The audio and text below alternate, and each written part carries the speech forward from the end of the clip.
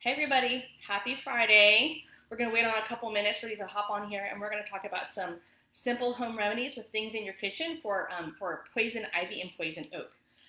This week we had a fella bust in the door crazy and he said his legs were on fire from some poison ivy. So, he has some allergic reaction. I mean, it's never fun to get it, but especially when you were allergic to it. It's really bad. So if you guys are new to our page, we are coming live from the only apothecary in Delaware. Yep. My name is Vicky. I'm the store manager here, and this is Cindy. Hi, Cindy. She is the owner, and we're just going to talk about some natural remedies today. So what we need y'all to do real quick is share this video so that all your friends can see.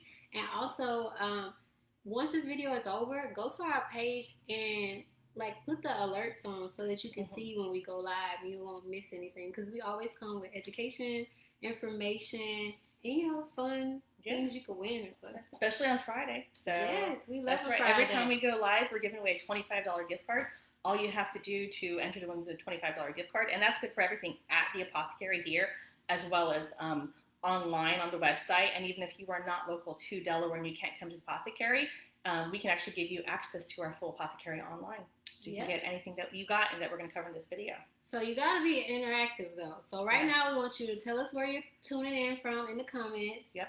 We love to know where all our people are joining us from. Yep. Tell us where you're coming in from. And then so we're going to get started in just a minute to start talking about natural remedies for poison ivy and poison oak, the things that you already have in your kitchen most likely that you can use, and other things you can keep on hand. So. And if you see something we don't cover, just go ahead and put in the comments what you use for poison ivy, poison ivy and oak. Poison ivy and oak. I've never had it. I don't even know what it looks like. So I know the first step for me is teaching myself what it actually looks like and respect the plant and stay away from it, because I heard it could do damage. And my husband always says, leaves of three, let them be. Yes. That is his rule of thumb, because he gets it real bad. Oh my God. So we don't want that. So teach your kids what it looks like, because we don't want you to have to experience that, but we're also going to teach you ways to soothe those. It's like rash. It's a rash, and it can be oily. It's not very dry, but we're gonna show you a couple things that you have. One of the simplest things we're gonna cover first that you probably already have in your kitchen, it's super easy, is actually sea salt. So we've got some salt here. I mean, if you've got salt, that will do just fine. But if you've got sea salt, that works better. So this is one of the first things that you can actually easily do to help with that. So you're just going to take your sea salt and then you're going to put it in some warm water so it dissolves. It doesn't want to be boiling hot, because you're going to put this to your skin, and hot temperatures are just going to make it really worse. So we want to make sure it's like tepid room temperature water. So you're going to dissolve some sea salt in some water. You're going to put it in a sprayer bottle, any kind that you have at home, and that you can spray this on your legs. So this is really great for that. Another thing you can do is that you can take this salt water here. In addition to that, you can also put it in a bath and soak in a bath for about 20 minutes. That's also really helpful for you to do. But, as soon as you contact poison ivy or you think that you have, obviously you want to wash it off with soap and water, wash your clothes, and then make sure you're not using boiling hot water. You want to use, again, warm water, but not super, super hot. So I did read somewhere that if you wash it off, use I think it's called Fel's naphtha. Is that what it's called? FELSNAPTHA. Some kind of soap that's supposed to help you wash it off. So maybe get some of that. I think you find it in the hour, you get detergent and all that. Yeah. So the next way you would do it would be to make a clay. So we have some clay here. We have some green clay and bentonite clay. They kind of both basically work the same way, but you make a paste with it. And can't you make the paste with the salt also? So you can also take some bentonite clay and you can mix it with, and below after this comment section, we'll go ahead and put in some formulas for you to use, especially when you're going to make this. So you can make a clay to put on your legs with some water and then just put it on there, but you can also take the clay here and mix. You're going to make another spray solution, is that you can mix your clay with the sea salt and white vinegar, right? White vinegar. Again, also not hot, it should be warm, warm or cool, warm enough obviously so it dissolves and mixes together, and then it cools down. That's fine. But either one of these clays is great because it's going to draw out the poisons and the toxins from the poison ivy and oak. Another great thing about these clays, they last a really long time. I use bentonite clay actually as a face mask as a 2-step ingredient. So I mix it with apple cider vinegar, make a paste, and I put it on my face at night when I just feel like I need to draw some impurities out of there. Leave it on for 20 minutes at night, though, because your face does get red. So if you're just joining us, we're talking about natural remedies for poison ivy or oak. I think I'm saying that right? Yeah. And if you're also just joining us, go ahead and tell us where you're joining from. I see some people from Seaford. Hi, Susan. Yep. So we're going to share. That's right. Sorry. That we're also giving away a $25 gift card, and the way that you enter to win that is you have to comment. You have to comment something. You can tell us where you're coming in from, what some of your natural remedies are that you have used or you have heard of. Either one is fine, but we'd love to hear from you. But the only way you can enter to win is by commenting below, and we'll draw a winner at the end of the day when this video finishes.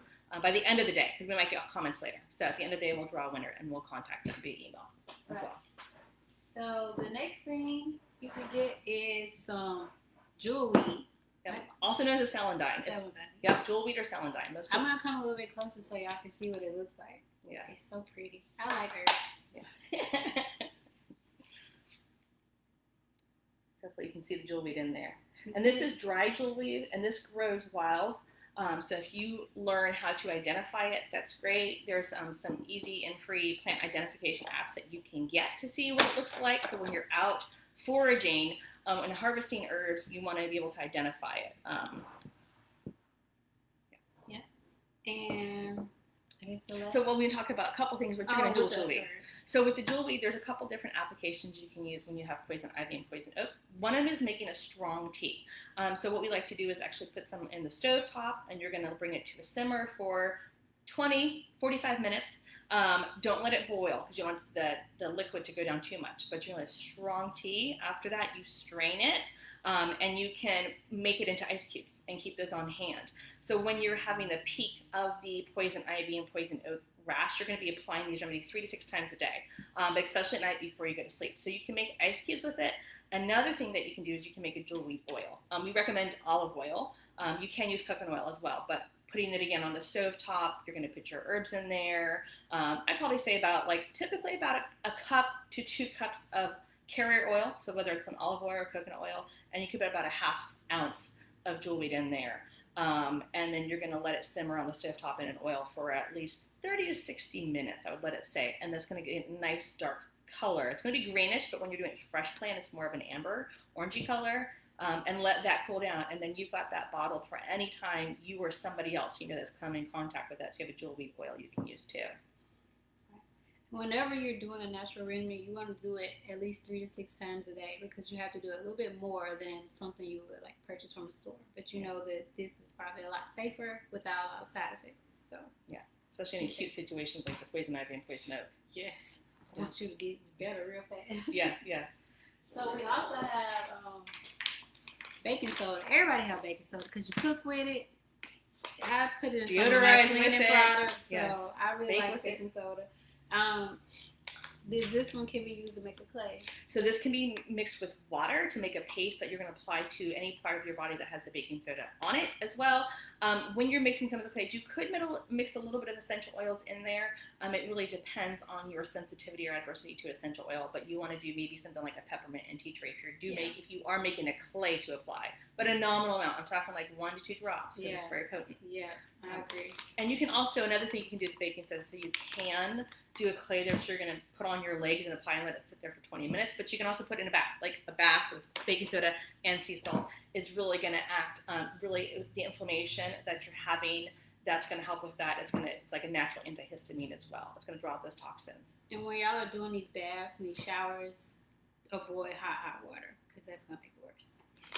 So another drink that you could drink also is valerian root and white willow bark. It's not as effective as the jewel weed, but it's a nervine tea, so it'll help calm your nerves because if you would have saw the guy yesterday, how he was, I was like, he was like flabbergasted. He was probably like a hot mess. yes, he was like jumping around and stuff, and I was like, okay, I never want to get poison ivy because I don't know if I could deal with that. Yeah, but, yeah.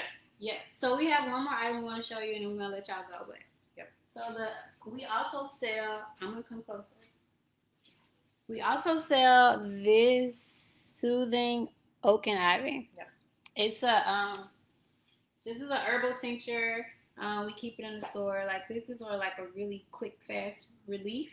It's not a cure-all, but it's a relief. So. Right. So especially if you're out on the go and you're not home, this is something you're going to keep with you in your bag, in your car, wherever you have it with you when you're not doing your home remedy applications. Right. So those are our simple home remedies that we have for you today because people are going to be out and about and they might come in contact with poison ivy, poison oak, but these are things that you can do at home for simple remedies. So see.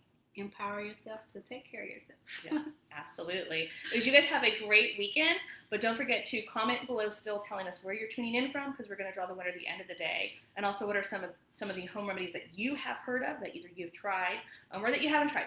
And we just want to know where you're coming from. So we'll draw the winner for the gift card at the end of the day. Yes. Thank you guys for tuning in. Come see us another Friday and we're going to go. All right. Have a great weekend. Bye. Bye.